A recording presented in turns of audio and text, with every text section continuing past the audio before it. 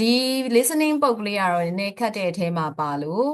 အခုလိုဗီဒီယိုလေးလုပ်ဖို့ကိုရှင်စဉ်းစားမိသွားခြင်းဖြစ်ပါတယ်။အရင်ဆုံးမေးခွန်းလေးကိုလာဖတ်ကြည့်လိုက်မယ်။ 들은 내용과 일치하는 것을 고르십시오. 자게의 장면에 따뜻해자의 이야기 유의해봐. 대학의 구조조정은 자율적으로 진행되고 있다. 딱도의 ဖွဲ့စည်းပုံပြင်ဆင်မှုကတော့ကိုယ်ပိုင်ဆုံးဖြတ်နိုင်စွမ်းနဲ့လှုပ်ဆောင်နေပါတယ်. 대학의 수가 증가하여 입학 정원이 미달되고 있다. 딱도리의 예절이 돌아비어마 장wen의 수수방 장다 우예가 말롱말롱 ဖြစ်နေပါတယ်. 정원ဆိုတာကတော့ဒါအရေးအတွက်ပေါ့နော်ဒီနေရာမှာတော့ ifat 정원ဆိုတာကကျောင်းဝင်တဲ့အရေးအတွက်စုစုပေါင်းအရေးအတွက် 다음 넘버 3. 교육부의 정책에 따라 문을 닫는 대학이 증가하였다. ပညာရေးဝန်ကြီးဌာနရဲ့ 무와라 아야 ပိတ်သွားတဲ့တက္ကသိုလ်တွေ တိုးခဲ့ပါတယ်. 출산율 저하로 인해 대학에 진학할 산수가 감소했다. မွေးဖွားမှုနှုန်း လျော့ကျခြင်းကြောင့်တက္ကသိုလ်တွေမှာတဲ့ 진학하라, 대학에 진학하라. တက္ကသိုလ်တွေမှာ ဘွဲ့လွန်စတက်တဲ့ ကျောင်းသား 우리가 လျော့ကျခဲ့တယ်. 남자의 태도로 가장 알맞은 것을 고르십시오. 남자의 태도 အနေနဲ့အပြုအမူအနေနဲ့ အမှန်ကန်ဆုံးရာကို ရွေးချယ်ပါ. 태도 유럽에서는 별의두가 어떻게 마무리하는지 잘 들어야 합니다. ဘယ်လိုမျိုးလေးတွေ စကားအဆုံးသတ်လေးတွေ ဆုံးသွားလဲဆိုတာကို သေချာနားထောင်ရမှာဖြစ်တယ်. 정부의 정책에 대해 긍정적이다. အစိုးရရဲ့ 무와라နဲ့ ပတ်သက်ပြီးတော့အကောင်းမြင်နေပါတယ်. 정부 정책의 문제점을 지적하고 있다. အစိုးရရဲ့ 무와라의 ပြဿနာအချက်အလက်တွေကို ထောက်ပြနေပါတယ်.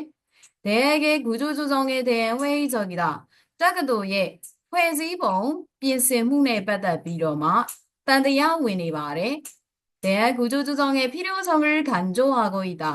တက္ကသိုလ် ဖွဲ့စည်းပုံ ပြင်ဆင်မှုရဲ့ လိုအပ်ချက်ကို အလေးထားပြီးတော့ပြောဆိုနေပါတယ်. အဲ့တော့ဒီဆရာ listening အတန်တော့ဖွင့်မပြတော့ကြာနေမှာဆိုလို့ဒီစာအုပ်အဖြေစာအုပ်နဲ့ သီးသန့်တအုပ်စီ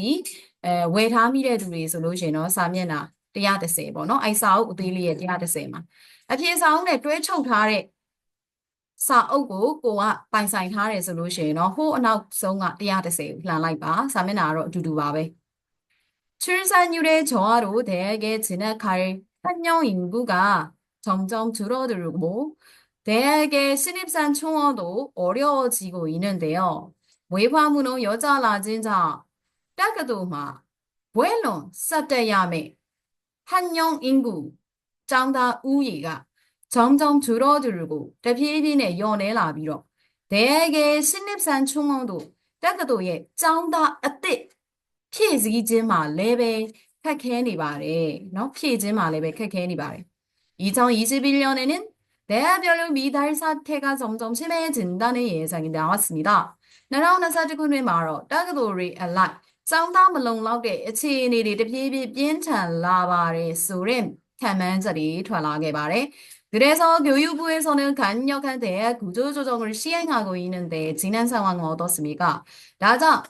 ပညာရေးဝန်ကြီးဌာနကနေပြီးတော့မှပြင်းထန်တဲ့တက္ကသိုလ်ဖွဲ့စည်းပုံပြင်ဆင်ခြင်းကိုလှုပ်ဆောင်နေတာเนาะအခြေအနေကဘလို့ဖြစ်နေပြီလဲတဲ့ process ဘလို့ဖြစ်နေပြီလဲမေးလိုက်တယ်. 남자ပြန်ဖြေပြီ.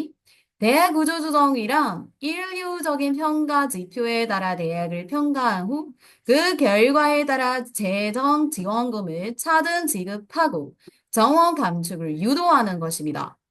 တက္ကသိုလ်ဖွဲ့စည်းပုံပြင်ဆင်မှုဆိုတာကတော့တသက်မှတ်တမ်းဖြစ်တဲ့ evaluation အရာအကဲဖြတ်ချက်အရာ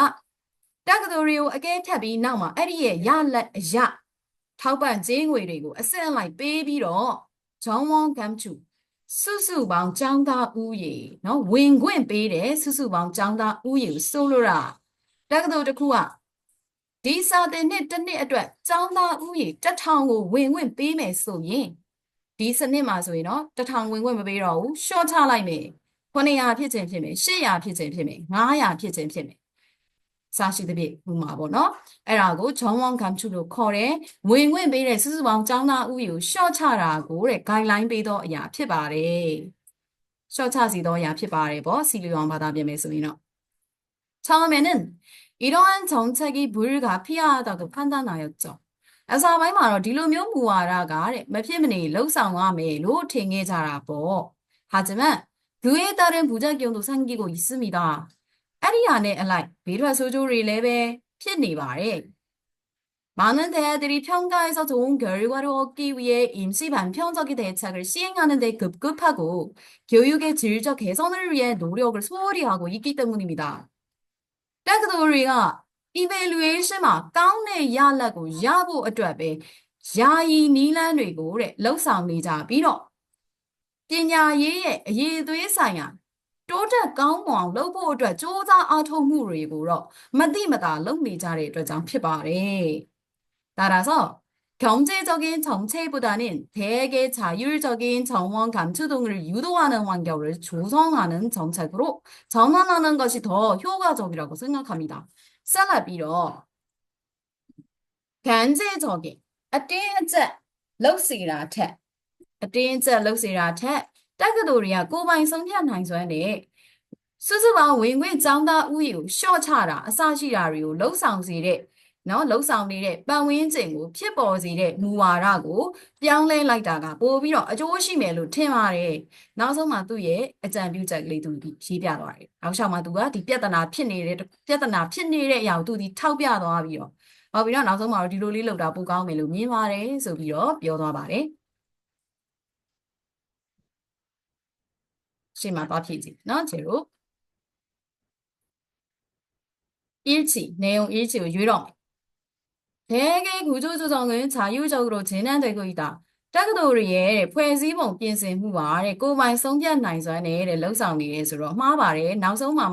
ကိုယ်ပိုင်ဆုံးဖြတ်နိုင်စွမ်းနဲ့လှုပ်ဆောင်တာပိုကောင်းပါတယ်ပိုထိရောက်ပါတယ်လို့အကြံပေးသွားတာဟဲ့မယ်대개수가 증가하여 입학 정원이 미달되고 있다. တက္ကသိုလ်ရဲ့အရေးအတွက်တိုးလာပြီးတော့တဲ့ 입학 정원가တဲ့မလုံမလောက်ဖြစ်နေတယ်တဲ့နော်မှားတယ်တက္ကသိုလ်တွေတိုးလာတယ်ဆိုတာလုံးဝမပြောသွားဘူး 교육부의 정책에 따라 문을 닫는 대학이 증가하였다. 교육부의 무와라장 네. ပညာရေးဝန်ကြီးဌာနရဲ့ 무와라장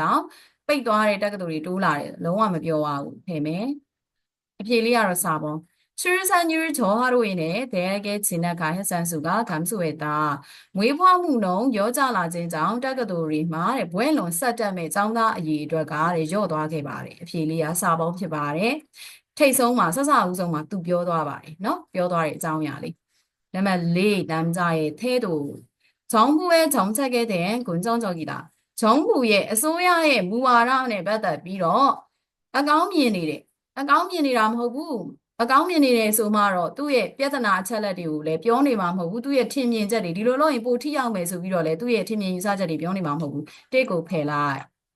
정부 정책의 문제점은 지적하고 있다. 지적하고 있다. အစိုးရ 무와라의 ပြဿနာအချက်လက်ကို ထောက်ပြနေတယ်. ဟုတ်တယ်. မှန်တယ်. အဖြေလေးက 2번. တောက်လျှောက်တည်သူထောက်ပြသွားတာ. ဘာတွေထောက်ပြသွားတာလဲ? တက္ကသိုလ်တွေက evaluation result ကောင်းကောင်းရဖို့အတွက်ကိုပဲလုံးပန်းနေတယ်.